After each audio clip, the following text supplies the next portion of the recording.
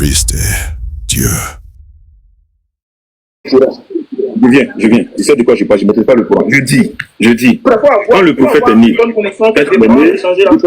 pense que c'est ce que je te dis là. Je cherche à comprendre, champion, mais c'est que j'ai compris et puis ton frère n'a pas pu répondre là. C'est si ça, il revient. Toi, tu es mieux placé pour m'expliquer ou même. Tu vas bien tourner. Toi, tu maîtrises tous ces livres que tu as mis. Doucement, on va s'entendre. Ouais, c'est tranquille, hein, je suis calme.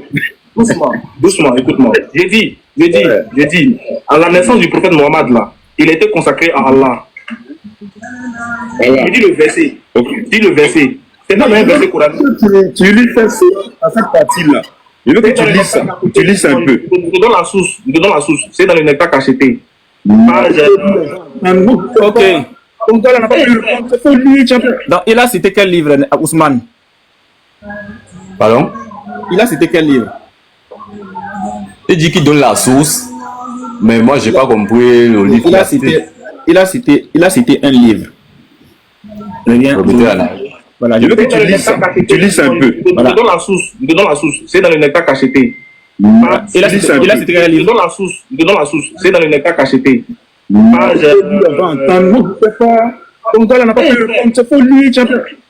Beaucoup de... Ok, il a cité quel livre? Il parle de... Qu'est-ce que... Moi, je n'ai pas compris. Il parle de... C'est quoi cacheté? Il ne comprend rien.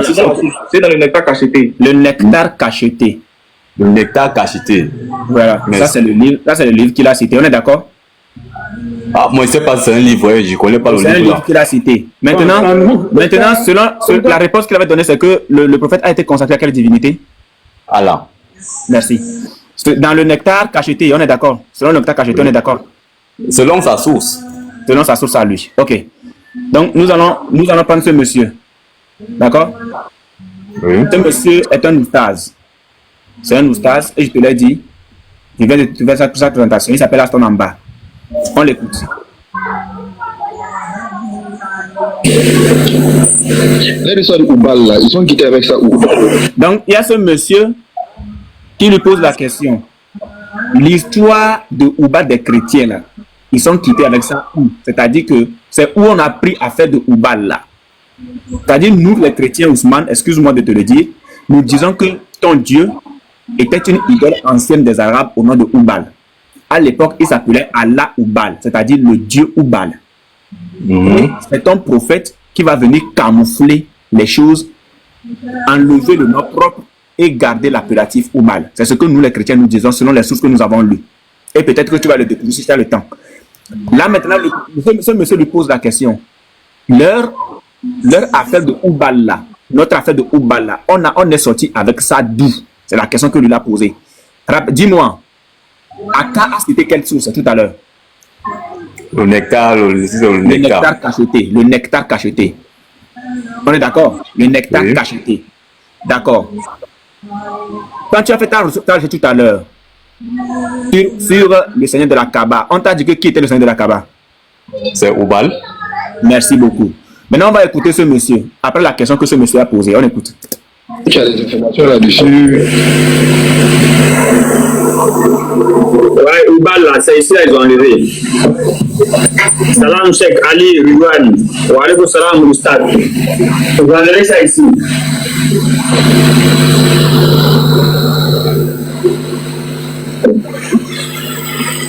C'est ici, ils ont enlevé ça.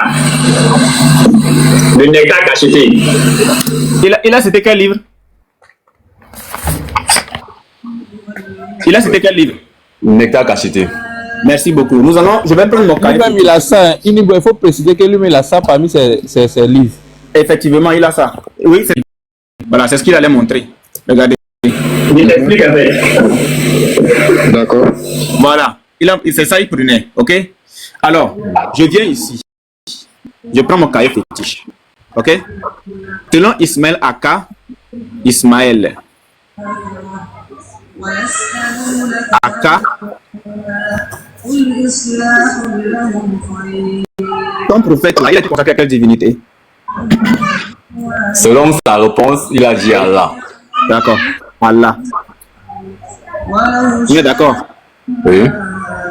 Selon Aston Amba,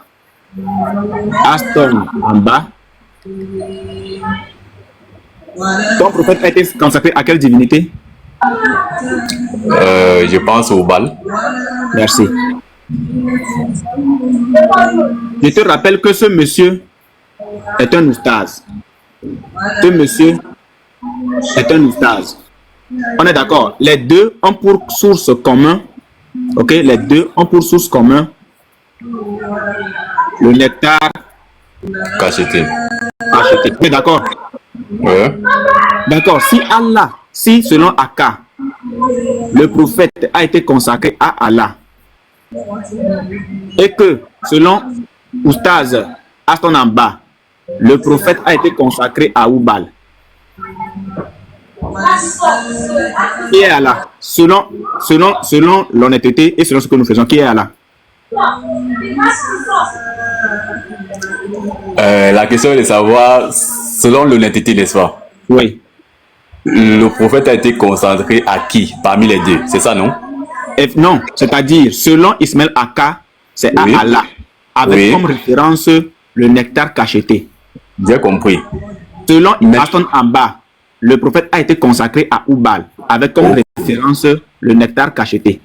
Oui. Si on doit prendre les deux là, Allah est donc quoi? Parce que nous cherchons la divinité à laquelle le prophète a été consacré. Nous prenons donc Allah est donc quoi selon ça?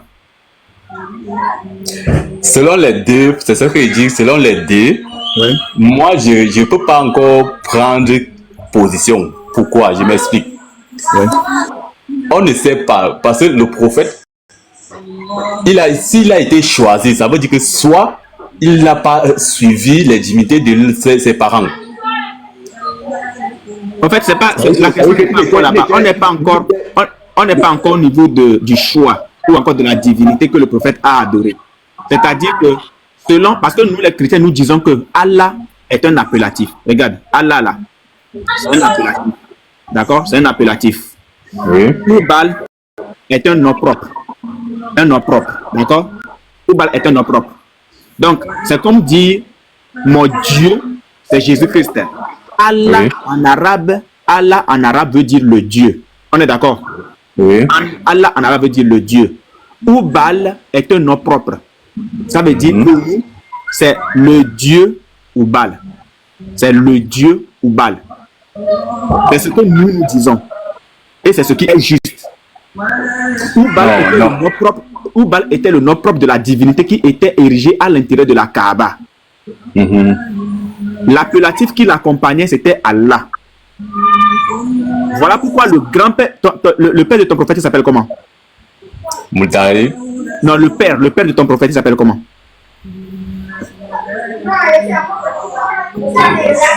Tu peux chercher. Cherche. Je veux que ça vienne de toi.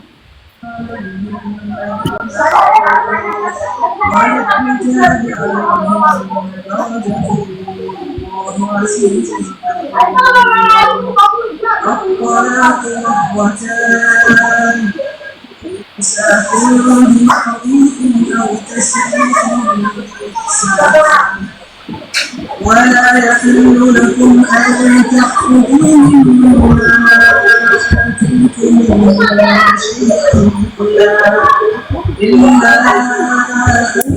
Oui, c'est ce que je disais, c'est Moutalib. Non, le père, pas le grand-père, le père de ton prophète, le père de ton prophète, pas le grand-père.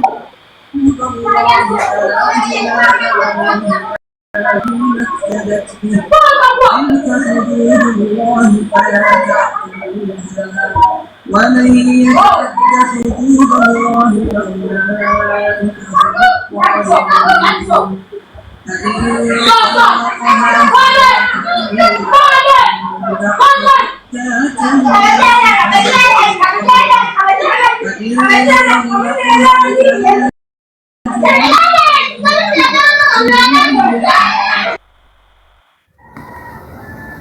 Ouais, trop de bruit. Est-ce que tu peux essayer aussi de voir si tu peux t'éloigner un peu du bruit? Ça nous servirait beaucoup. Ah, Abdullah. Comment? Abdullah. Ok, le père de ton prophète s'appelait Abdallah. Donc ça, c'est le nom du père de ton prophète. Ok? Ouais. Donc, le grand-père de ton prophète s'appelait Talib. Moutalib. D'accord. Il s'appelait Moutalib. Oui. Et il était idolâtre, il était polythéiste, il était païen. Ouais. Le grand-père de ton prophète avait pour divinité principale Oubal. Oubal, oui. Il avait pour divinité principale Oubal. Donc, le grand-père de ton prophète, quand il eut Abdallah, il lui a donné le nom de... Quand il eut son fils, hein, il a eu son fils, parmi ses fils, il a appelé un au nom de Abdallah, c'est-à-dire serviteur d'Allah. Il était idolâtre. La divinité qu'il servait, c'était Oubal. L'appellatif de ce dieu, de cette divinité, pour notre propre Oubal, l'appellatif c'était Allah. Est-ce que tu comprends maintenant pourquoi il a appelé son fils Abdallah? Ça c'est selon vous, hein? Ça c'est selon vos sources. Il n'y a pas de problème, ça c'est selon nous, il n'y a pas de problème. Oui, parce qu'il faut préciser. Voilà, ça c'est selon nous, il n'y a pas de problème. On va quand même lire les sources tout à l'heure. Donc, lorsque le grand-père de ton prophète donne Abdallah à son fils alors qu'il était idolâtre, servant au Baal, il fait référence au titre de cette divinité. De cette divinité-là, qui est Allah. Maintenant, on va écouter Aston en bas jusqu'au bout. Et ensuite, maintenant, on rentre dans les sources, dans le nectar cacheté qui a été cité et dans la biographie de ton prophète repris par Ibn Hisham. On y va. Après, le Oubal est venu depuis les parents du prophète Mohammed sallallahu alayhi wa sallam. L'affaire de Oubal est venue depuis les parents du prophète sallallahu alayhi wa sallam. Donc, il répète, il essaie de faire le résumé sur la naissance du prophète. L'affaire de Oubal est venue depuis la naissance, ou bien les parents du prophète. Depuis les parents du prophète. On y va. Voilà. On dit que non, il y avait son grand-père qui devait faire sacrifice. Après sacrifice, on dit qu'on devait tuer son fils. Et le fils du grand-père du prophète, c'était le papa du prophète Mohammed sallallahu alayhi wa sallam. Donc, je te fais le résumé. Peut-être que tu ne savais pas. Visiblement, je vois que tu ne maîtrises pas vraiment l'histoire de ton prophète. Excuse-moi. Je te fais le résumé. Donc, le grand-père de ton prophète est celui qui a découvert le puits de Zamzam. D'accord? Oui. Le puits de Zamzam qui sert aujourd'hui d'eau sacrée aux pèlerins qui vont en Arabie Saoudite, qui reviennent de la Mecque. Le puits de Zamzam a été découvert par le grand-père de ton prophète qui était idolâtre. Pendant qu'il dormait une fois dans l'enceinte de la Mecque, il eut un songe. Il a eu un songe selon lequel un homme est venu à lui et lui a demandé d'aller creuser le puits de Zamzam. Il lui a indiqué le lieu précis. Donc, l'idolâtre Moutalib, le grand-père de ton prophète, va aller au lieu précis qui lui a été indiqué et a creusé et a découvert le puits de Zamzam. Et c'est lui qui va décréter ce puits sacré pour tous les pèlerins. Et depuis le temps des idolâtres jusqu'à présent, ce puits est resté sacré et cette eau est restée sacrée à tous les pèlerins. Maintenant, que va-t-il se passer? Lorsqu'il va découvrir ce puits, il va arriver que les Kouraïches qui l'entouraient vont se poser des questions. Tout ce qu'il va découvrir dans le puits, le sabre et tout le trésor qu'il va découvrir dans le puits, les Kouraïches vont demander à ce qu'ils partagent ce trésor avec eux. Mais il va leur dire non. Il faut qu'ils aillent trancher cette affaire-là au pied du dieu Oubal. Au pied du dieu Oubal. C'est-à-dire qu'il faut aller vers la divinité qui lui a montré le lieu où se trouvait ce puits. Il faut aller vers les pieds de cette divinité pour trancher de l'affaire. Est-ce qu'il faut, oui ou non, partager le trésor? Mais que va-t-il se passer? Lorsqu'ils vont arriver, après tirage au sort et tout va lui revenir. Il ne va rien partager avec eux. Maintenant, que va-t-il se passer? Ayant compris que il était sous menace et qu'il n'avait qu'un seul fils, que va-t-il se passer? Il va aller faire un vœu à cette divinité de la Kaaba, qui n'est autre que Oubal, que s'il lui donnait 10 fils capables de le défendre, il en sacrifierait un pour lui à la Kaaba. Ousmane, pendant ce temps, qui était la divinité de la Kaaba, Ousmane? Comment il s'appelait? Ousmane, il s'appelait comment? On m'a muté, je ne sais pas qui m'a muté. Il y a beaucoup de bruit. Si tu peux sortir du bruit, ça serait bien, quoi. Il y a beaucoup de bruit à côté de toi. Non, c'est les enfants qui jouent dehors. Vas-y. Oui, la question était laquelle? Ma question c'était, pendant la période pré-islamique, là, qui était cette divinité qui était dans la Kaaba? C'est au bal, c'est au bal.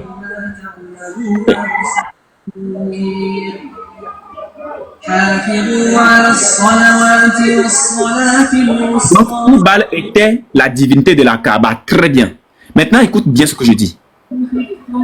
Lorsque le grand-père de ton prophète fait un vœu à la divinité de la Kaaba, c'est à quelle divinité il fait le vœu? À au bal. Merci beaucoup.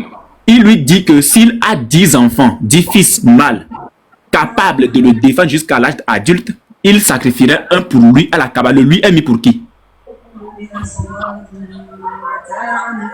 Il s'adresse au grand-père du prophète. Non, c'est le grand-père qui dit que s'il a 10 enfants, il sacrifierait un à cette divinité à qui il a fait le vœu.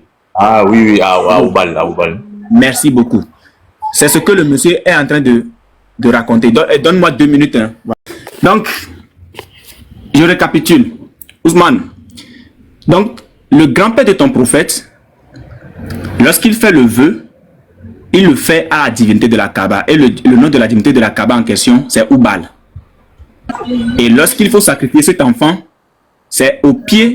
Donc, Ousmane, est-ce qu'il peut aller vers un autre dieu alors qu'il a fait le vœu à une autre divinité? Non. Merci beaucoup. Donc, on va l'écouter. Les histoires de Oubal, là, ils ont quitté avec ça où? Est-ce que tu as des informations là-dessus? Ouais, Oubal là, c'est ici là, ils ont enlevé. Salam Cheikh Ali Rouane. Wa alaykoum salam Oustad. Ils ont enlevé ça ici.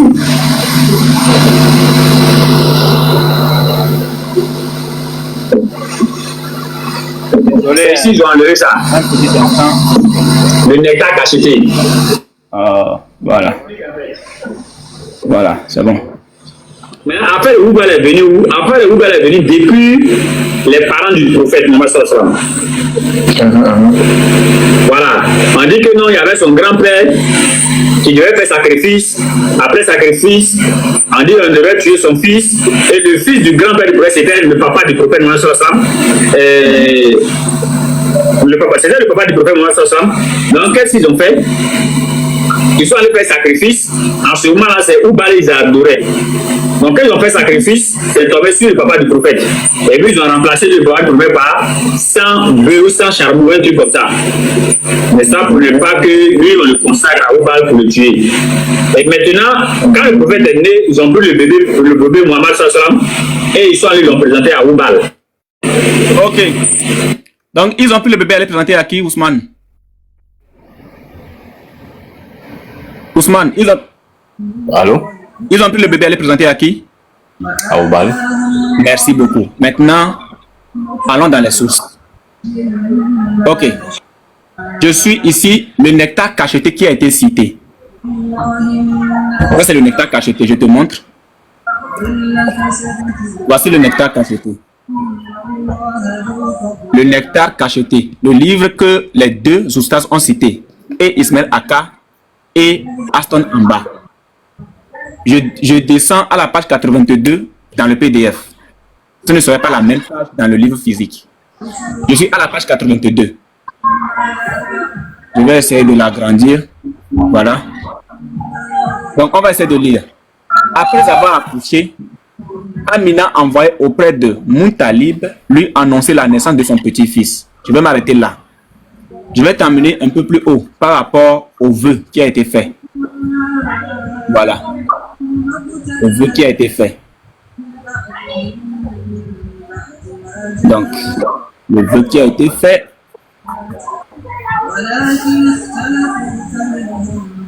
Le vœu, voilà. Nous sommes ici avec l'histoire du puits de Zamzam qui ne nous concerne pas encore, qui ne nous intéresse pas encore. Donc, je vais descendre ici. Ce étant, je suis à la page 77. Ce étant, Abdul Muttalib fit le vœu que si Allah lui donnait 10 fils capables de le défendre, il en sacrifierait un pour lui à la Kaaba. Ici, la Muttalib a fait le vœu à qui? Ousmane. Muttalib a fait le vœu à qui ici? Ce étant, Muttalib fit le vœu que si Allah lui donnait 10 fils capables de le défendre, il en sacrifierait un pour lui à la Kaaba. Il a fait le vœu à qui? Là, ici, on parle d'Allah. Merci beaucoup. Donc, ce qui veut dire que si on prend Ismaël Aka, selon le nectar cacheté, si on prend Ismaël Aka, on valide, n'est-ce pas? Parce que le vœu a été fait à Allah. On est d'accord? Oui. Ok. D'accord. On a validé, hein? C'est Allah. C'est à Allah. On va descendre maintenant à la page 82.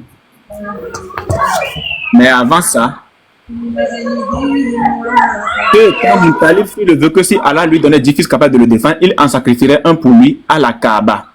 Ça, c'est le vœu qu'il a eu à faire. On descend un tout petit peu. On descend. Abdallah, celui dont tu venais de donner le nom, est le père du messager d'Allah. Sa mère était Fatima bint Amr ibn Aïd ibn Imran ibn jusqu'ici.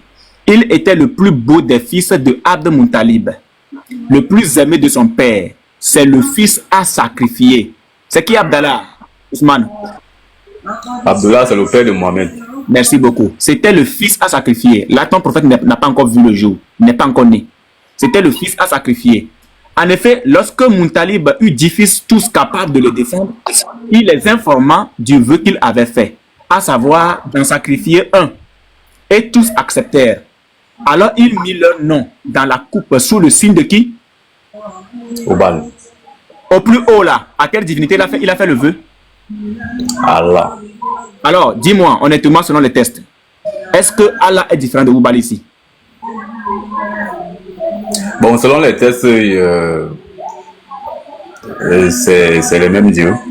Merci beaucoup. Donc, ce qui veut dire que ici, le vœu a été fait à Allah. Le sacrifice devait se faire à qui? À Ubal ou Allah. Merci beaucoup. Merci beaucoup. À Ubal. Donc, c'est le nom. C'est-à-dire, on est où là? Voilà. Alors, il mit leur nom dans la coupe sous le signe de Ubal. Et lorsqu'il eut tiré au sort, c'est le nom de Abdallah qui sortit. Qui a choisi Abdallah selon ce test? Selon le test, c'est Ubal. Merci beaucoup. Donc, selon le test, celui qui choisit Abdallah, c'est Ubal. À quelle divinité le vœu a été fait? À Allah ou bien Ubal. Merci beaucoup. Donc, là, ici, selon le nectar cacheté, le vœu a été fait à Allah. Selon le même nectar cacheté, celui qui devrait recevoir le sacrifice était Ubal. Merci. Et lorsqu'il eut tiré au sort, c'est le nom de Abdallah qui sortit. Il se saisit alors de celui-ci et muni d'un couteau, se dirigea vers la Kaaba pour l'immoler. Où était Ubal? Lisez un peu s'il vous plaît. Où était Ubal? À la Kaaba. Merci. Toutefois, les Kouraïchites l'en empêchaient, notamment ses oncles de Bani Makhzoum et son frère, Abu Talib. Perplexe, Abdel Muttalib dit: que faire donc de mon vœu? Je reprends encore. Le vœu a été fait à qui? Le vœu a été fait à Ubal. Merci, on continue. On lui suggéra de consulter une devineresse, ce qu'il fut aussitôt. Celui-ci lui ordonna de tirer au sort entre Abdallah et 10 chameaux. Le tirage au sort devait se faire devant qui? Ah, j'avais dit entre les chameaux et Abdallah. Voilà, donc il doit se diriger vers quelle divinité pour faire le tirage au sort? Ubal. Merci. Lui disant aussi d'ajouter 10 autres chameaux si toutefois sortit le nom Abdallah pour satisfaire son seigneur. Qui était le seigneur de Muttalib en ce moment? Ubal. Merci. S'il sortait les 10 chameaux, il conviendrait alors de les immoler. Au retour, Muttalib tira au sort entre Abdallah et les 10 chameaux, mais le sort choisit Abdallah. Alors il se mit à accroître par dizaines. Donc il multipliait à chaque fois que le sort choisissait Abdallah, il multipliait les chameaux. On se comprend, n'est-ce pas? Oui. Ok, mais le sort choisit Abdallah. Alors il se mit à accroître par dizaines le nombre de chameaux, mais le nom de Abdallah ne cessait de sortir. Il continua jusqu'à 100. 100 combien? 100 quoi, frère, si tu suis bien? 100 chameaux. Merci. Et le sort choisit les chameaux. Ainsi, il immola. Donc, le sort a choisi quoi? Les chameaux. Donc, au nombre de 100, on est d'accord? Oui. Donc, il a laissé Abdallah et il a choisi les chameaux maintenant. On est d'accord? Oui. Il continua jusqu'à 100 et le sort choisit les chameaux. Ainsi, il immola les 100 chameaux à la place de son fils et ensuite s'en détournant sans que personne ni aucune bête fauve ne voulut s'en servir. On est d'accord que jusqu'à présent, celui qui a été immolé à la place de Abdallah, le père d'un prophète, ce sont les chameaux. On est d'accord? C'est 100 chameaux. Quelle divinité a autorisé cela? Obal. Merci beaucoup. Ou encore? Quoi encore Allah. Merci beaucoup. Très bien. Maintenant, je vais à la page 82. À la page 82, je suis ici. Après avoir accouché, Amina envoya auprès... Qui est Amina? Tu connais Amina? Ah oui, Amina, la mère de Mohamed. Du prophète. Ok. Après avoir accouché, Amina envoya auprès de Muntalib lui annoncer la naissance de son petit-fils. Réjoui par la nouvelle, il arriva, prit le nouveau-né, l'amena dans la Kaaba. Qui est dans la Kaaba? Ousmane. Qui est dans la Kaaba? C'est Obal. Merci. Invoqua Allah et le remercia. Il a invoqué, c'est quoi le nom propre de cette divinité qu'il a invoqué? En fait, c'est Obal ou Allah. En fait. Merci beaucoup. Il l'amena dans la Kaaba, invoqua Allah et le remercia. Il a remercié quelle divinité? Allah. Merci. Ou bien encore? Obal. Merci. Il lui choisit le nom de Muhammad, nom à l'époque inconnu des Arabes. Je m'arrête là. Alors jusqu'ici, dis-moi, selon le Neta cacheté, je viens ici. Allah égale quoi? Bon, selon ce qu'on a lu, oui. Allah et Obal, merci, semble être la même chose. Voilà. Allah égale Obal selon ce que nous avons lu. Ça, c'est le nectar cacheté. On est d'accord? Ce sont les deux sources que les deux messieurs ont citées. Sans vous couper, c'est ma première fois de voir un musulman qui est honnête. Franchement. C'est ma première fois. S'il vous plaît, les frères, envoyez des cadeaux à ce musulman parce que c'est ma première fois de voir un musulman honnête. C'est ma première fois. Envoyez des cadeaux, je vous en prie. Parce que depuis le début de la démonstration, le monsieur répond selon les textes, il répond aux questions. Donc moi, je te tire mon chapeau, monsieur Ousmane, je dépose pour toi. Franchement, même si après tu veux m'amailler, mais pour ce que tu as fait là, moi, je dépose pour toi. Merci beaucoup. Et moi-même, là, je suis surpris. Parce que quand on présente les tests, les gens veulent toujours marmailler. Mais ça ne change pas la foi de quelqu'un. Nous voulons certes connaître la vérité, mais chacun doit être capable de reconnaître le vrai, de reconnaître la vérité. Donc jusqu'ici, selon le Neta cacheté, Allah, c'est Obal. Très bien. Je viens avec la biographie du prophète. Je suis ici. Ça, c'est la biographie du prophète Ibn Hisham. Donc, je prends la page 42. Je suis ici. Donc, je vais d'abord remonter. La même histoire avec un autre auteur musulman, un autre savant musulman. Muntalib fait vœu de sacrifier son fils. On est ici. Ayant subi l'opposition de Quraysh lors de la découverte du puits de Zamzam, Muntalib ibn Hisham fit, dit-on, le vœu suivant. S'il avait 10 enfants mâles et si ces garçons parvenaient à l'âge adulte pour protéger leur père, il offrirait l'un d'entre eux en sacrifice à la divinité de la Kaaba. Ousmane, c'est qui cette divinité de la Kaaba? On a changé de livre. C'est Obal ou Allah. Merci. Donc ici, nous sommes dans la biographie du prophète de Ibn Hisham. Donc la divinité de la Kaaba, c'est Obal ou encore Allah. Voilà. On continue. Il eut effectivement 10 fils adultes et jouit ainsi d'une protection assurée. Il les réunit un jour pour les révéler son vœu et les exhorter à ne pas le renier.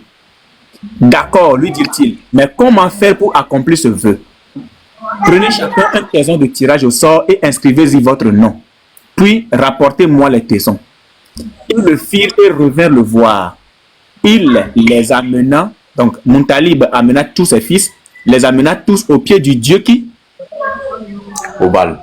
Dont la statue se dressait sur un puits sacré à l'intérieur du temple de la Kaaba. C'était le puits où l'on déposait les enfants faites au temple. Muntalib expliqua au prêtre préposé à la divination le vœu qu'il avait fait et lui demanda de tirer au sort le nom de l'un de ses fils. Le sort désigna qui? Abdallah, qui était son fils préféré. Il tira la lame, il saisit Abdallah par la main et l'amena devant les deux divinités, Isaf et Naïla, pour le leur s'approprier. Est-ce que tu connais ces deux divinités-là, Isaf et Naïla? Non, non. Est-ce que tu connais le Safa? Je vais le mettre ici. Le Safa et le Marwa. Tu sais ce que c'est? Non, non. Tu n'as jamais entendu parler du Safa et du Marwa? Non, pas encore. Tu n'as jamais entendu parler du Sahi? Du Sahi comme ça là? Saïd. Oui. Saïd, bah, je connais le nom Saïd, mais Saïd... Non, c'est pas Saïd, c'est le va et vient entre les deux collines lors du pèlerinage, le Safa et le Marwa. Le va et vient entre ces deux collines. Tu n'as jamais entendu parler de ça? Non, non, non, non, pas encore. La Sourate 2, je vais t'amener là-bas alors. Donc il y a beaucoup de choses que tu ne connais pas. Tu es musulman converti ou bien tu es musulman né? En fait, moi, je suis un homme d'affaires, je fais trop de voyages, donc... Oui, je comprends, mais est-ce que tu es musulman converti ou bien musulman né? Non, je suis né, Tu es né musulman? Je suis né, oui, je suis né musulman. On les cache même ces sources-là, donc on les Oui, il y a cache. beaucoup de choses qui sont cachées. Oui, oui. Ok.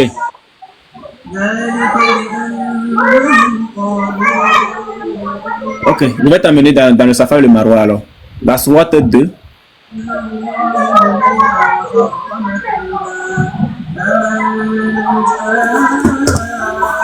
Attendez. Voilà. La Sourate Al-Baqarah. 158. Voilà. La Sourate Al-Baqarah 158. Le verset 158. As Safa et Al-Marwa sont vraiment parmi les lieux sacrés d'Allah. Donc, quiconque fait le pèlerinage à la maison ou fait l'Umrah ne commet pas de péché en faisant le va-et-vient entre ces deux monts. Tu comprends un peu? C'est dans le Coran. Le Safa et le Marwa sont dans le Coran. Et quiconque fait de son propre gré une bonne œuvre, alors Allah est reconnaissant omniscient. Là, c'est pour te faire comprendre que le Safa et le Marwa, le pèlerinage qui se faisait avant, les polythéistes le faisaient déjà. C'était un rite païen. Est-ce que tu savais ça? Non. Ok, regarde le tafsir. J'ai ouvert une parenthèse, hein, juste pour que tu comprennes. Regarde. À l'époque anté-islamique, c'est-à-dire pendant la période pré-islamique, nous éprouvions une certaine crainte de faire le parcours entre ces deux collines, c'est-à-dire le Safa et le Marwa. Oui. Dieu, à lui la puissance et la gloire, fit révéler ce verset. Safa et Marwa dépendent du domaine d'Allah, selon la sourate 2, le verset 158. Et Aïcha de continuer, puis l'envoyé de Dieu ordonna aux hommes de faire ce parcours et lui n'a le droit de s'abstenir. Donc ça c'est devenu obligatoire. Parce que les polythéistes, lorsqu'ils se sont convertis à l'islam, ils sont venus vers Aïcha, ils sont venus vers le prophète, ils ont dit, mais à l'époque pré-islamique, là, quand ils étaient encore païens, ils faisaient le Safa et le Marwa. Mais comment se fait-il qu'ils deviennent musulmans et on leur demande toujours de continuer un rite païen? Donc le prophète va leur dire que ce rite païen fait partie du domaine d'Allah. Ce rite païen fait partie du domaine d'Allah. Et Aïcha de continuer, puis l'envoyé de Dieu ordonna aux hommes de faire ce parcours et nul n'a le droit de s'abstenir. Quant à Anas, il a dit, nous pensions que cela fait partie des coutumes pratiquées au temps de l'ignorance. Nous pensions que. Donc, ils sont étonnés de voir que le prophète a reconduit les pratiques islamiques. Les pratiques païennes. Tu vois un peu ce que je veux dire? Oui, mais sauf que ce n'est plus le parcours entre le Safa et... Maintenant, c'est tourné vers la Kaaba. Non. Le parcours, le Safa et le Marwa fait partie toujours... Tu peux taper. Tu peux faire la recherche. Est-ce que le Safa et le Marwa font partie du pèlerinage? Vas-y, cherche. Cherche, tu me donnes la réponse. Est-ce que le Safa et le Marwa font partie du pèlerinage de la Mecque?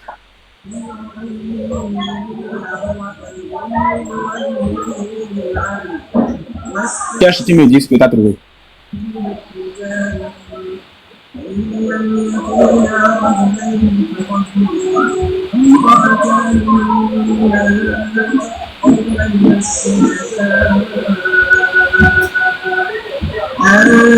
يضربن إحداهما فتذكر إحداهما الأخرى ولا يأبى الشهداء إذا ما دعوا ولا تسأموا أن تكتبوا صغيرا أو كبيرا ذلكم تقسم Tu as trouvé? 1 minute, 1 minute. Ok, vas-y.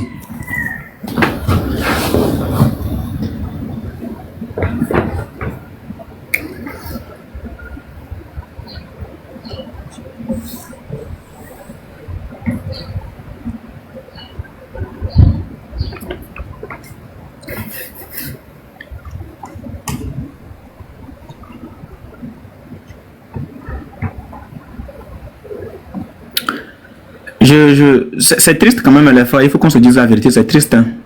C'est triste parce que beaucoup de choses, les musulmans cachent. Ça dit que les Arabes cachent trop de choses aux musulmans. C'est pas bien. Les Arabes cachent trop de choses aux musulmans. Aujourd'hui, il y en a qui sont musulmans, mais ils ne savent pas pourquoi ils sont musulmans. Oui, vas-y. Oui, il dit oui. Le Safa et le Marwa font bien partie du pèlerinage Hajj et Umrah. Merci beaucoup. Voici un schéma du pèlerinage que vous faites. Voici la Kaaba, voici le Marwa, voici le Safa. Donc, le tour qui se fait ici s'appelle le Sahi entre le Safa et le Marwa. Voici le puits de Zamzam quelque part ici, décrété par un idolâtre. C'est un idolâtre qui a décrété sacré le puits de Zamzam. Je te le montre même déjà. Regarde. Je te le montre ici.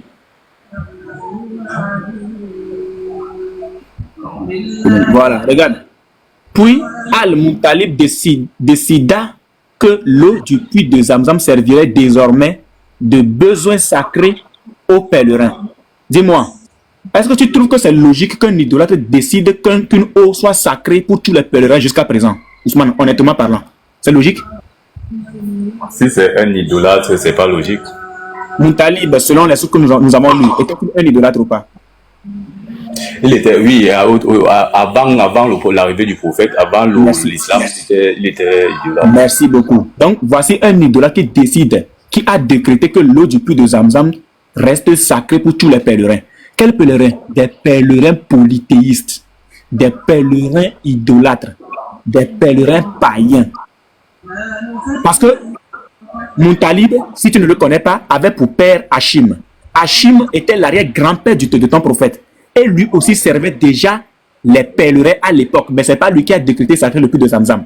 Le puits de Zamzam a été décrété sacré qu'après sa découverte par Muttalib. Donc, c'est une histoire de famille. Regarde, je te montre. Il y a beaucoup de choses. Hein. Franchement, il y a beaucoup de choses que tu dois connaître. Regarde. Ça, c'est comment appelle-t-on? La généalogie de ton prophète ici. Donc, nous sommes ici avec Hachim. Regarde. Voici Hachim. Voici Hachim. Hachim, c'est le père de Muttalib. Donc l'arrière-grand-père de ton prophète. Mais qu'est-ce qu'il faisait? Il fut le premier à nourrir de pain les pèlerins de la Mecque. Donc, c'est une histoire de famille. Donc, eux, ils gardaient cette coutume-là de servir les pèlerins. C'est une histoire de polythéisme, c'est une histoire d'idolâtrie, c'est une histoire de famille. Ils ont gardé ce rite-là, ils ont ce rite païen, idolâtre et polythéiste pour eux. C'est une histoire de famille. Tu vois un peu ce que je veux dire? Oui. C'est l'arrière-grand-père de ton prophète. Le grand-père de ton prophète, c'est Muttalib. Le père de ton prophète, c'est Abdallah. Donc, il a juste c'est-à-dire qu'il a juste accroché son fil aux anciens fils qui ont été déjà tissés par ses pères. C'est ce qui s'est passé. Donc, ici, le Safa et le Marwa faisaient parcours. Tu viens de comprendre quand même que le Safa et le Marwa font partie du domaine des polythéistes à l'époque. Oui, à l'époque pour-islamique. Merci beaucoup. Donc, ce rite a été maintenant reconduit en islam. Je vais te montrer quelque chose.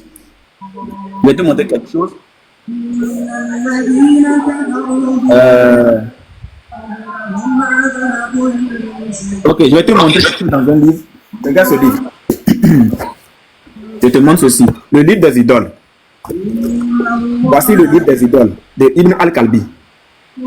Donc, dans ce livre, À la page 93, 92 plutôt, je vais dire, à la page 92, regarde. La page 92. Voilà, regarde ce qui est écrit. Regarde ce qui est écrit. Allez. Voilà, regarde ce qui est écrit. Mais l'islam, pardon, c'est un peu flou. Oh, lâche la com, voilà. Mais l'islam qui a rigoureusement combattu les cultes païens n'en a pas moins gardé certaines pratiques comme les salades surrogatoires et facultatives et Ça veut dire quoi? Quand on dit que l'islam a gardé certaines pratiques, ça veut dire quoi? Ça veut dire qu'il n'a pas rejeté tout. Merci beaucoup. Est-ce que le Safa et le Marwa font-ils partie des pratiques païennes? Des pratiques païennes? Apparemment. Merci beaucoup. Donc, ça c'était juste une parenthèse, je ne vais pas lire beaucoup. Donc, on revient maintenant à notre sujet principal. On était ici. On a vu que dans le Neta cacheté, Allah c'est Oubal. Dans la biographie du prophète également, le seigneur de la Kaaba en question c'était Allah ou encore Oubal. Donc, on retourne dans la biographie du prophète ici. Donc, le vœu a été fait. Les enfants ont été conduits au pied du dieu Oubal, dont la statue se dressait sur un puits sacré à l'intérieur du temple de la Kaaba. Donc, jusqu'ici, tu as déjà compris cette histoire-là. Donc, je vais descendre à la naissance de ton prophète. Je suis ici à la page 43. C'est écrit, le grand-père arriva et garda, c'est-à-dire lorsque Amina donna naissance à Muhammad, elle fit annoncer à son grand-père, Moutalib, la naissance d'un garçon. Le grand-père arriva et regarda le nouveau-né. Amina lui raconta ce qu'elle avait vu lorsqu'elle était enceinte de lui, ce qu'on lui avait dit à son sujet et le nom qu'il devait porter. Moutalib prit l'enfant dans ses bras et pénétra dans la Kaaba. Il pria le Dieu du temple et lui rendit grâce. Il a prié qui? Oubal. Merci. Ou encore? Ou encore Allah. Merci. Il sortit et remit l'enfant à sa mère. Puis, il se mit en quête d'une nourrice pour l'enfant.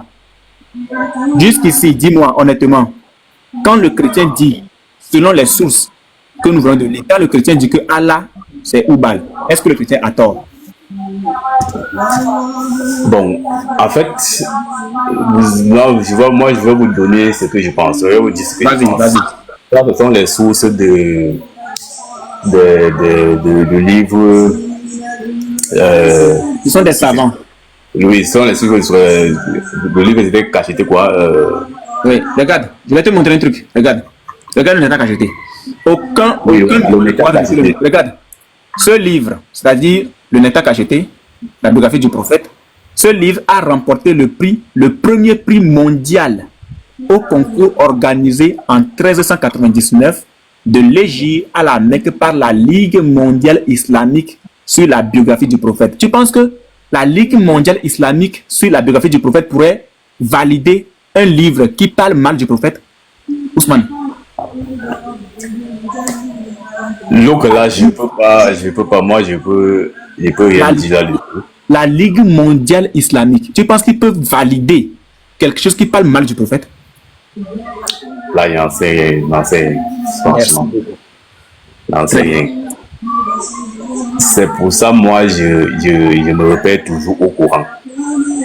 Les explications, là, chacun pouvait manipuler ça de sa façon, mais quand moi, je veux faire un débat, je me refais au courant. Tout ça s'est passé avant le prophète, avant que le prophète ne soit choisi. Donc là, si c'est ce qui est écrit et que ça a été, comme tu dis là, ça a été confirmé par le concours, ça c'était avant. Bon, maintenant, avant l'arrivée du prophète est venu avec le Coran, nous on suit ce qui est dans le Coran. C'est un peu ça, c'est un peu comme ça. Est-ce que tu connais Alat, Manat et Ouza? Comme je venais vous dire, moi je fais pas trop de recherches, je suis pas trop dans les recherches. Mais dis-moi Ousmane, honnêtement, est-ce que tu as une fois remis en question l'islam? je vais vous dire une confidence. Moi, je vais vous dire un truc que je n'ai jamais. Bon, en fait, l'islam, moi, je suis né, j'ai trouvé l'islam. Il faut comprendre que mon grand-père, mon père, en fait, côté paternel, ils étaient musulmans. Donc, je suis venu, j'ai trouvé le nom et on m'a inscrit à l'école coranique. J'étais un peu un enfant turbulent, j'ai pas fini l'école coranique, mais d'après ce que j'ai appris là-bas, ça m'aide aujourd'hui. Bon, et j'ai analysé certaines choses. J'ai beaucoup analysé. Moi, en grandissant, je comprends que l'islam, avec nos traditions, puisque moi je suis un bantou, je suis camerounais, si vous connaissez le Cameroun, c'est lié avec les traditions. C'est pour ça et que en islam, on nous oblige à, on n'oblige pas en fait. Il n'y a pas d'obligation dans l'islam, il n'y a pas non comme je vois chez les chrétiens. Il faut rappeler que ma maman est chrétienne. Et moi, j'ai un problème avec les pasteurs. Pourquoi? Parce que quand j'envoie de l'argent à ma mère, elle prend les 3/4 de l'argent et pas donné aux pasteurs. Parce qu'ils ont un budget là-bas elle porte ils ont, je ne sais pas comment elle porte un cabarou noir comme ça. Elle est ça, c'est diaconesse, c'est ancien de l'église. Ils ont un budget là-bas qu'ils doivent verser. Et parfois, même quand on était petit, on voyait la mère prendre des régimes. Mais comme je me suis dit que mais c'est quel Dieu? Par contre, dans l'islam, il n'y a pas une obligation, il n'y a pas de demande, tout ça. Donc, franchement, et quand je vois aussi dans les traditions, il y a tellement de choses qui vont ensemble avec ça. Donc, pour le moment, si je dois quitter l'islam, ou bien quelqu'un doit me présenter une religion qui n'a pas tellement d'exigences, ou bien des trucs que, quand on voit des pasteurs, on voit comment ils vivent à l'aise. Il est fidèle. Si vous racontez des choses du christianisme, franchement, parce que moi j'ai connu beaucoup de choses. Mon grand-père est mort, mon arrière-grand-père côté maternel est mort. On a invité 4 pasteurs, chacun a eu 200 000 pour 2 ans de temps. Pourquoi dire quoi? Quand j'ai fait une évaluation avec tout ça, je me rends compte que les bénéficiaires dans cette histoire du christianisme sont des pasteurs. C'est depuis ce jour-là que moi, quand j'ai commencé à travailler, que j'ai commencé à envoyer mon argent, j'ai compris que l'argent que j'envoie à ma mère, au lieu de s'occuper d'elle-même, au lieu de manger ça, elle prend ça et pas verser dans les églises. Moi, j'ai dit que c'est même là-bas que j'ai commencé même à revenir dans l'islam, à apprendre beaucoup de choses, ancrées dans la Bible, chercher réellement si ce qu'on les dit à l'église, c'est dans la Bible.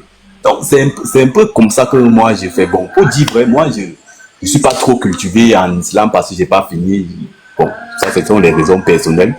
Je suis un homme d'affaires, je voyage beaucoup, je fais beaucoup de pays en Afrique. Donc, je ne suis pas trop concentré dans ça. Donc, pour moi, c'est un plaisir quand même quand vous m'avez montré tout ça. C'est un plaisir d'apprendre.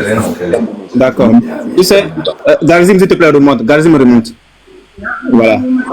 Écoute, hein, ce que tu viens de dire tout à l'heure, moi, je ne suis pas contre. Et c'est vrai que ce que tu dis... J'ai une motion. Hein. Oui. Je voulais m'adresser à Ousmane. Garzim, remonte, s'il te plaît, remonte. Ousmane, moi, je respecte vraiment ce que tu viens de nous dire là. Parce que de tout l'échange avec Uniboy, tu as été honnête selon les textes. Moi, je respecte ce que tu viens de dire. Mais je veux te poser une question de façon directe. Hein. Si toi-même, tu as été honnête selon les choses et que tu viens de découvrir là, devant tout le monde, texte à l'appui, que Allah égale Oubal, Oubal égale Allah, je veux te demander, j'ai envie de te demander, mais qu'est-ce qui t'empêche de sortir de là où tu te rends compte que ce Allah, c'est pas le Dieu créateur en fait. Pas que tu viennes chez nous, hein, pas que tu viennes directement chez nous, non. Mais le simple fait d'avoir découvert avec les textes à l'appui que tu t'es trompé depuis longtemps, qu'est-ce qui t'empêche de quitter? Ou bien tu veux encore y rester? Bon, moi, franchement, c'est la question qui me trottine l'esprit. Et j'aimerais, vu ton honnêteté, que tu me donnes une explication valable qui te fait que tu es encore là-bas. Parce que sans jeter du discrédit sur ce que tu as dit concernant ce que tu envoies à ta maman et tout, Je pense que c'est pas une raison qui va te garder dans l'islam. Je te dis pas de venir au christianisme pour l'instant. Mais je dis, le fait d'avoir découvert ces choses aujourd'hui, de façon calme et de façon propre, selon les textes, qu'est-ce qui t'empêche de quitter? C'est ça qui c'est ma question pour toi. Merci. Ok, je vais répondre ça honnêtement. Honnêtement, je vais faire ce que je peux dire ici, c'est que moi, je veux aussi rentrer encore, faire mes recherches. Et puis, si je découvre que, franchement, je me suis égaré depuis longtemps, je préfère ne plus avoir de religion.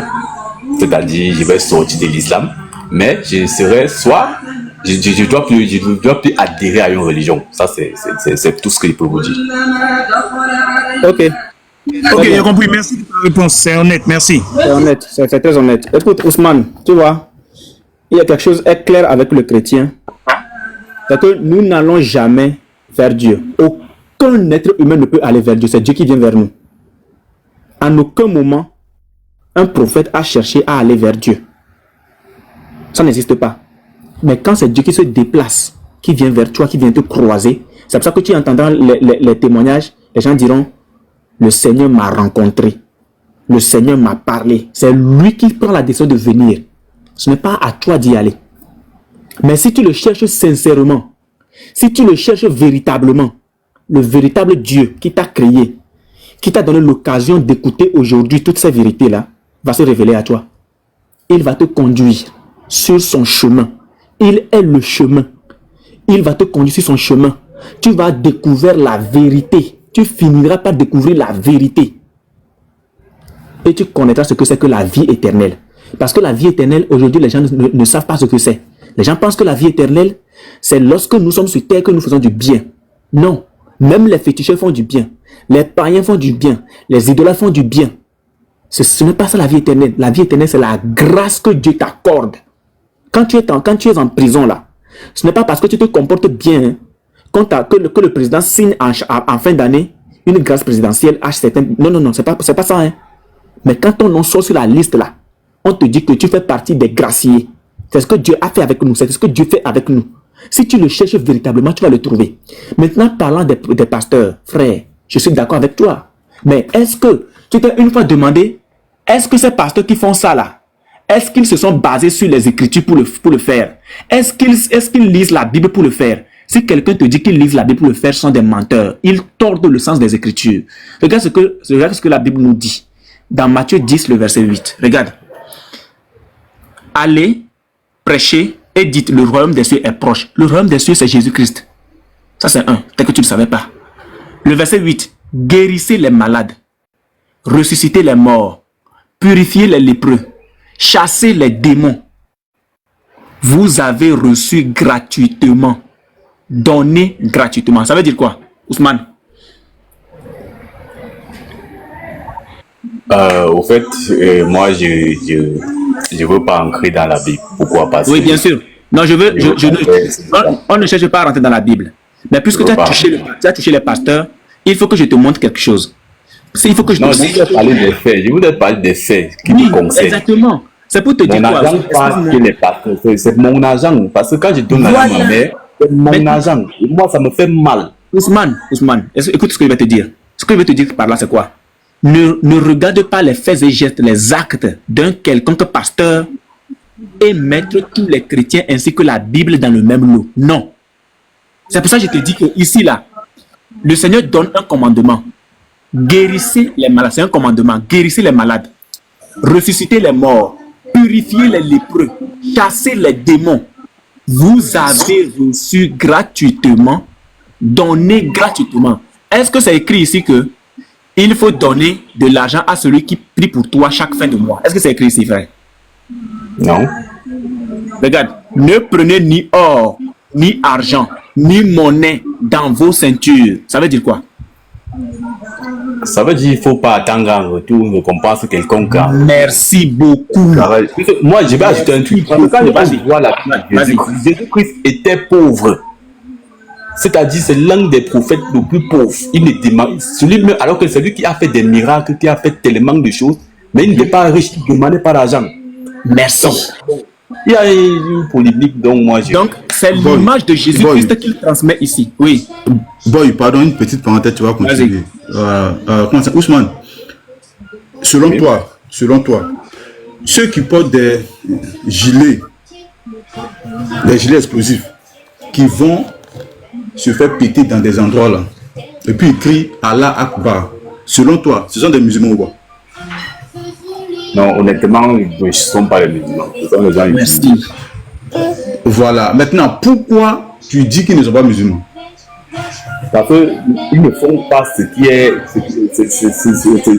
écrit. Donc, ils ne respectent pas les paroles ou bien les versets. Merci. Voilà. Ça, c'est selon toi.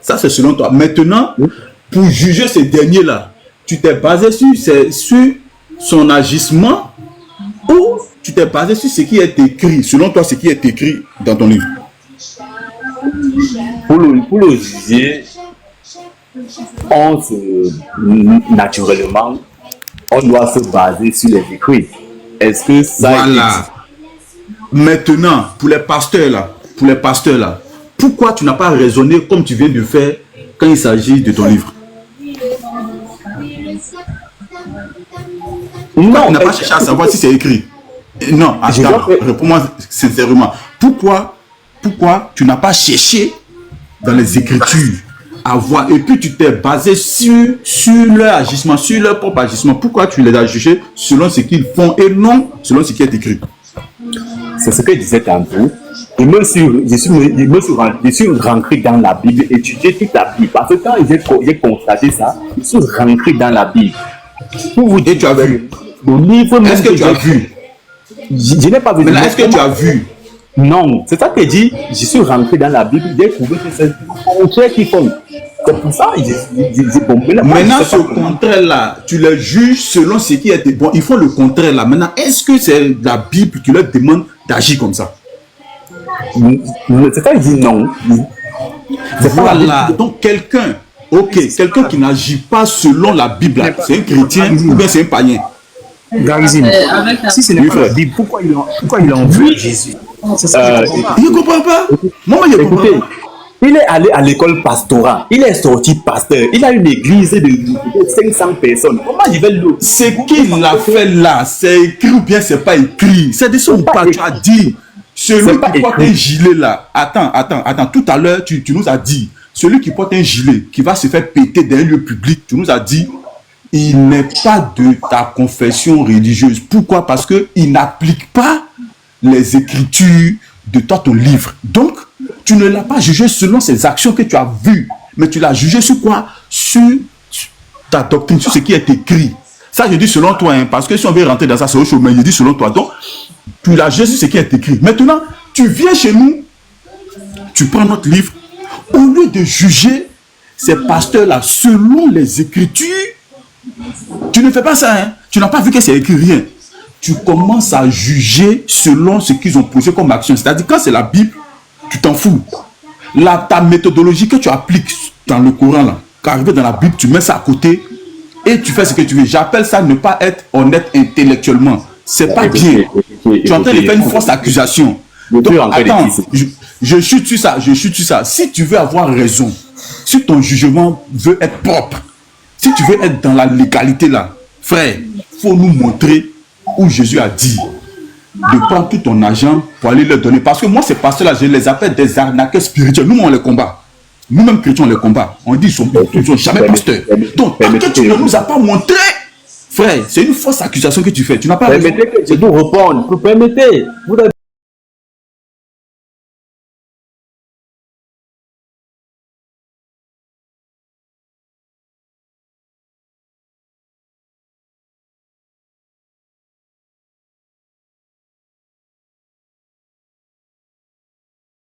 Je ne suis pas en train d'accuser, de juger les gens. Moi, je n'ai pas qualité de juger. Et je ne suis pas en train d'accuser. Je suis en train de dire ceci. Déjà, les faits qui me concernent, que je donne l'argent à ma mère et puis les trois quarts de mon argent part à l'église, c'est pour ça que je suis rentré dans les Écritures, dans la Bible, que nous tous, peut-être que je ne sais pas si nous tous nous utilisons. C'est ça, je me suis rendu compte que cette Bible ne dit pas ce que les pasteurs font. Maintenant, puisqu'ils sont pasteurs et puisque je peux rien, puisque moi j'ai essayé de causer avec ma mère que donc, en réalité, voilà la réalité ici, c'est écrit ici, mais c'est le concret qu'on fait là-bas. Elle ne peut pas m'écouter. Je ne peux pas aussi aller dire que peut-être que détrôner le pasteur et bien dire au pasteur que ne fait plutôt. La mère ne peut pas écouter. Le pasteur, lui, fait son travail, il continue à faire son travail. Maintenant, moi, qu'est-ce que je dois faire? Je ne suis pas en train de juger tous les pasteurs, mais tous ceux qui font ça, c'est ça que moi je combats tous ceux qui font ça. C'est pas que je sens. Est-ce que ce que ces pasteurs font, Ousmane, honnêtement, est-ce que ce que ces pasteurs vous êtes pasteur, vous ne jugez pas. Non, je ne vous connais pas, je vais vous juger comment. Mais est-ce que ce que ces pasteurs font vient de la Bible? C'est ça que je dis. Non, moi-même j'ai lu toute la Bible. Il n'y a pas un verset qui demande aux gens de faire l'argent. Voilà. Même là, pourquoi tu attaques la Bible alors? Pourquoi tu attaques la Bible alors? Dis-moi. Pardon?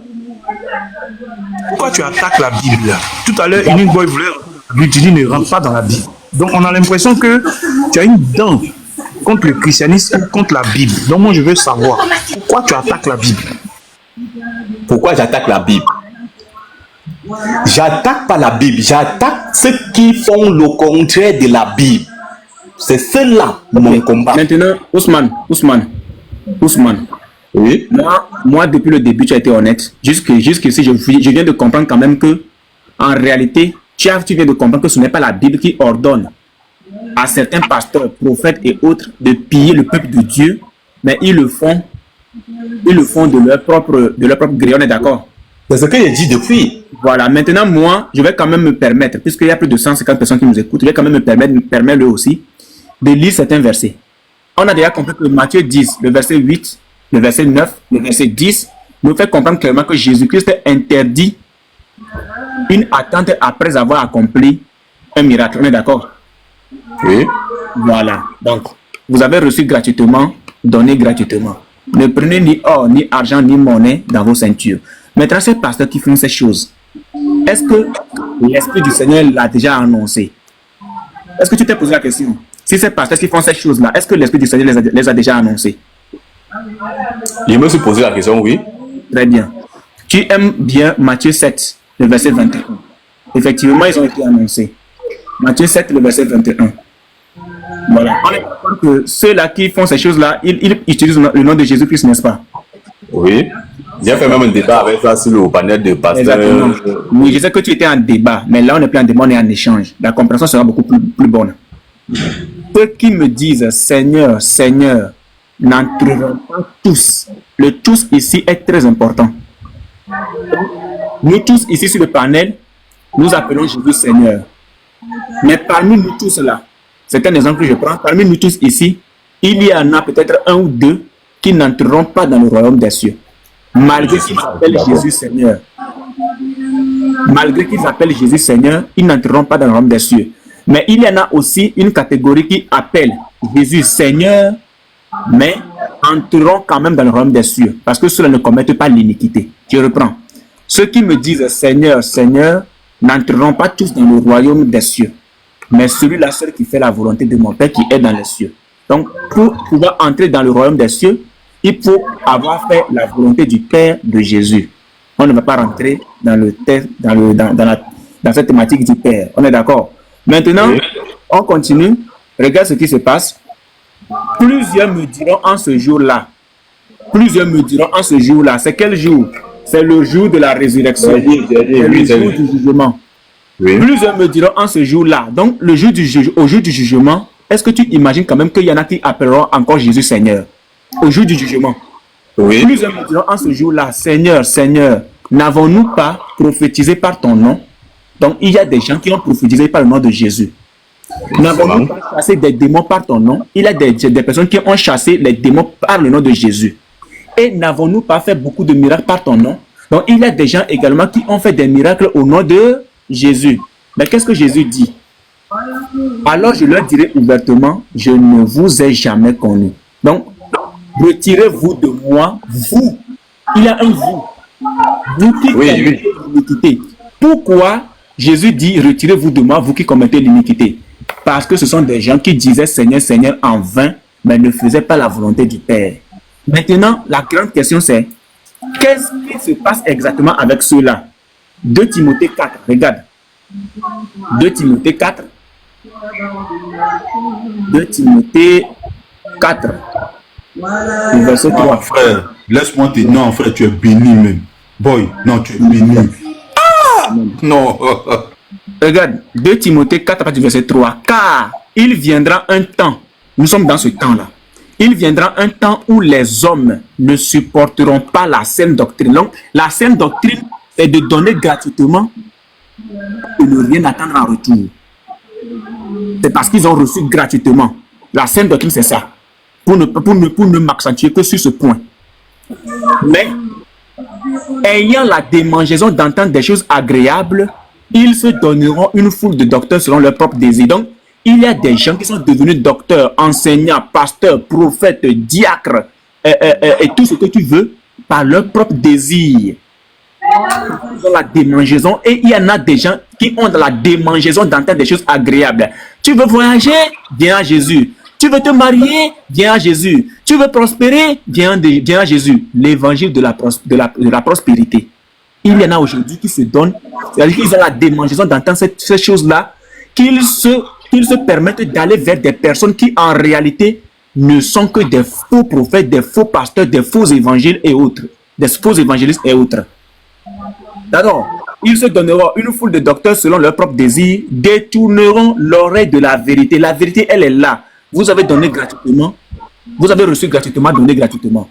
Détourneront l'oreille de la vérité et se tourneront vers les fables. Les fables, c'est ce que tu nous racontes là. Les fables, c'est ce que les gens, les pasteurs la racontent dans leur église, dans les assemblées. Tu veux voyager, tu veux prospérer, tu veux aller aux États-Unis, tu veux aller en France, tu veux faire ci, tu veux avoir ton visa, tu veux avoir ci. Viens à Jésus. Ça, ce sont des fables. Le Seigneur n'a pas demandé ça. Unibor, s'il vous plaît. Oui. J'ai un client là, je vais descendre. Oh là là, dommage. Bon, on va quand même, je vais quand même chuter par ici. C'est pour te dire quoi? Tu viens de découvrir au moins quelque chose. Je finis par ici. Tu viens de découvrir au moins quelque chose. Oui. Non, là, c'est clair. Je vais te dire que l'islam souffre le chaud et le froid. D'accord? Pour camoufler l'identité propre de la divinité que vous adorez aujourd'hui, qui n'est autre qu'une idole ancienne des Arabes, il y a des tests qui te feront croire que, en réalité, le prophète n'adorait pas Oubal. Mais quand quelqu'un va te parler de ça, là, Ousmane, viens, nous là, selon la Sourate 10, le verset 94, il est dit que lorsque tu doutes de ce qui t'a été descendu, tourne-toi vers les gens du livre. Les gens du livre, c'est nous.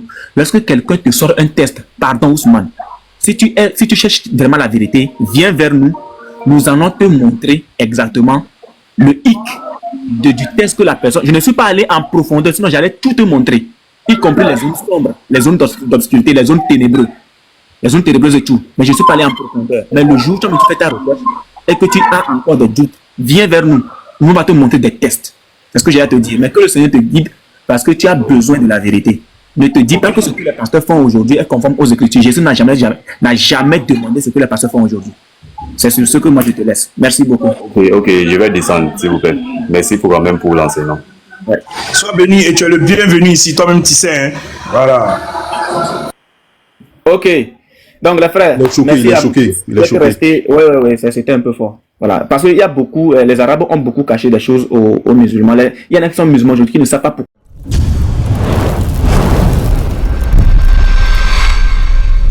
Jésus-Christ est Dieu.